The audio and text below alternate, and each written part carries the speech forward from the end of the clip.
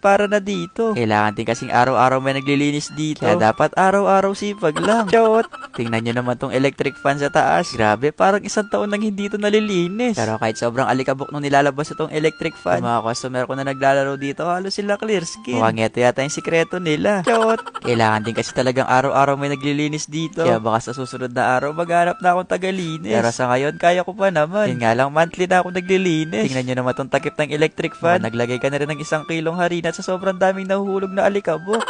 Sa totoo lang din talaga mga guys, yung mga computer dito gusto ko na rin ibenta. Kasi sa sobrang abala nga, hindi ko na sila maasikaso. Kaya yung shop napapabayaan na din. Brand new ko naman din lahat na bili itong mga computer. Tapos yung nakaraang buwan din, pina-upgrade ko lang sila. Kaso nga lang iniisip ko yung mga naglalaro baka lumungkot.